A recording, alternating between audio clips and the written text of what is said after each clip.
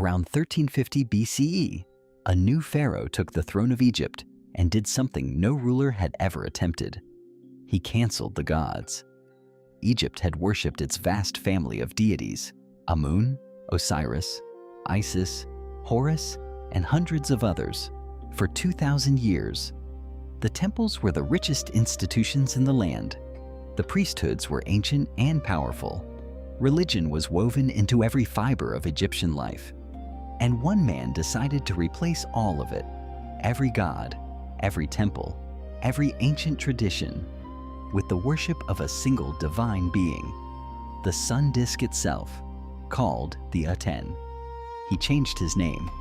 He built a new capital city in the empty desert. He created a revolutionary new art style. He shut down the temples of the old gods and sent workers across Egypt to chisel their names off the monuments. His revolution lasted less than 20 years. When it collapsed, Egypt tried to erase him so completely that his name was left off the official king lists, and for 3,000 years, history forgot he ever existed. This is Akhenaten, the heretic king. The story begins with a prince who was never supposed to rule. He was born Amenhotep, a younger son of the great pharaoh Amenhotep III, who presided over Egypt at the absolute height of its wealth and power. When the elder brother died unexpectedly, the younger son became heir and eventually took the throne as Amenhotep IV. For the first few years, everything looked normal, and then, gradually, the new pharaoh began to reveal a religious obsession unlike anything Egypt had seen. His devotion focused on the Aten, the physical disk of the sun. The Aten was not a new god. It had existed as a minor aspect of the sun god for centuries, but this pharaoh elevated it above everything. In his 5th year, he made his break with tradition explicit and shocking. He changed his name from Amenhotep, which means Amun is satisfied, honoring the chief god of the Egyptian state, to Akhenaten, effective for the Aten. Then he did something even more radical. He abandoned Thebes, Egypt's great religious capital and home of the mighty temple of Amun, and built an entirely new capital city from nothing, on virgin desert ground where no god had ever been worshipped. He called it Akhenaten, the horizon of the Aten.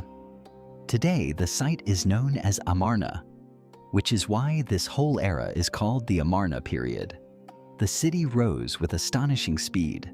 Palaces, temples, administrative buildings, villas for the elite, all built in a few years.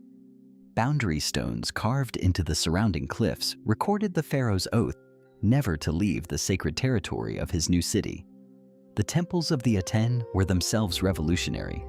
Traditional Egyptian temples were dark, enclosed spaces, the god's statue hidden in shadowed inner sanctuaries that only priests could enter. The Aten's temples had no roofs.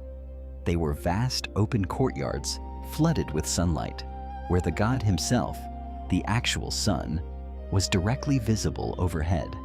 You did not need a statue. You did not need darkness and mystery. The god was right there, shining on everyone. And in Akhenaten's system, you also did not need the old priesthoods. In fact, you did not need much of anyone except Akhenaten.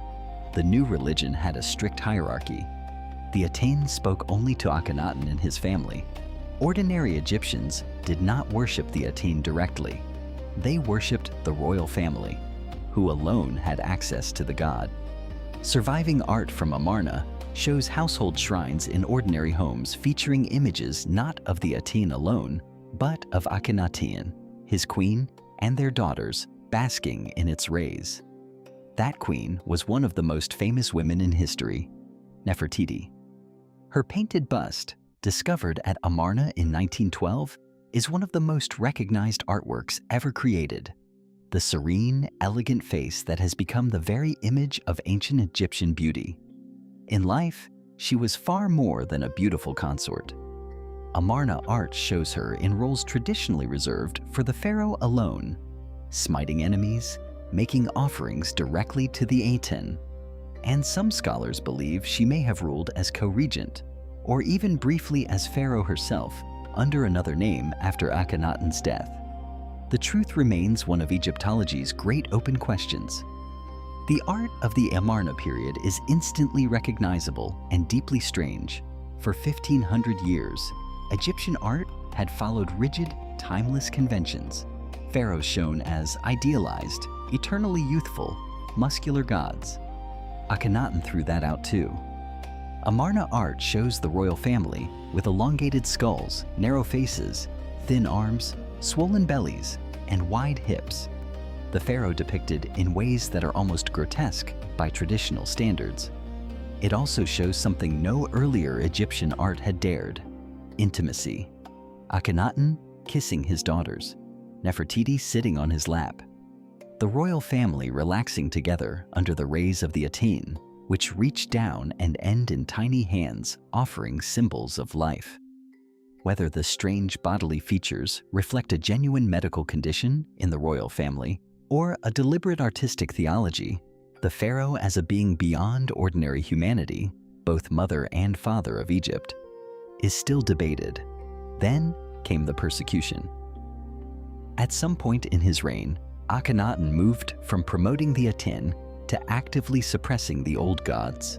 Above all, Amun, the god his own father had been named for. He ordered the temples of Amun closed. Their vast estates and wealth were redirected, and teams of workmen were sent across the entire country with chisels to hack the name and image of Amun off temple walls, monuments, and inscriptions, even, in some cases, off the top of obelisks and inside private tombs. In some inscriptions, even the plural word gods was chiseled away. This is what makes Akhenaten so historically significant. His religion was something very close to monotheism, the worship of a single universal god, appearing suddenly in the 14th century BCE, centuries before the flowering of monotheism in Israel. A surviving hymn to the Aten, possibly composed by Akhenaten himself, praises the sun as the sole creator of all life, of every land, every people, every creature, in language so similar to Psalm 104 in the Hebrew Bible that scholars have debated the connection for a century. Whether Akhenaten's ideas influenced later monotheism, or whether the similarity is coincidence, remains one of the great unanswered questions of religious history. But whatever its theological interest, as a governing project, Akhenaten's revolution was a disaster. While the pharaoh perfected his worship in his desert city, the empire drifted. A remarkable archive of diplomatic correspondence, the Amarna Letters, clay tablets found in the ruins of his capital, preserves increasingly desperate messages from Egypt's allies and vassals in Syria and Canaan, begging for military help against invaders and rivals, pleading for the pharaoh to respond. The requests appear to have gone largely unanswered. Egypt's influence in the region crumbled while its king contemplated the sun. At home, the closure of the temples was not just a religious act, but an economic earthquake. The temples were major employers and centers of the economy, and ordinary Egyptians, deprived of the gods they had prayed to for their health, their harvests, and their dead, seemed to have simply continued worshiping them in private. Archaeology at Amarna itself has turned up amulets of the old gods in workers' homes, in the very shadow of the Aten's temples. You can close a temple by decree. Closing a heart is harder. Akhenaten died around 1336 BCE, after 17 years on the throne, and his revolution died with him, almost instantly. The court abandoned his desert city within a few years, leaving it to the sands. The old temples reopened, and the throne passed, after a brief and murky interlude, to a young boy, Akhenaten's son, a child named Tutankhaten, living image of the Aten. Under the control of his advisors, the boy king's name was changed to reflect the restoration of the old order. He became Tutankhamun, living image of Amun, the god his father had tried to destroy. Egypt's revenge on Akhenaten was thorough. Later pharaohs demolished his temples, using the blocks as filler inside their own construction projects. His name was hacked out of inscriptions, the same erasure he had inflicted on Amun. Official king lists compiled by later dynasties simply skipped him, jumping from his father to the restored order as if the Amarna years had never happened. When later Egyptians referred to him at all, they called him the criminal or that enemy. For 3,000 years, it worked. Akhenaten vanished from history. Only in the 19th century, when archaeologists began excavating the strange ruins at Amarna and puzzling over an unknown king with an elongated face, did the heretic pharaoh slowly re-emerge from the sand. Ironically, preserved for rediscovery partly because the demolished blocks of his temples had been safely hidden inside other buildings all along. Today, the pharaoh Egypt tried hardest to forget is one of the most intensely studied figures in its entire history.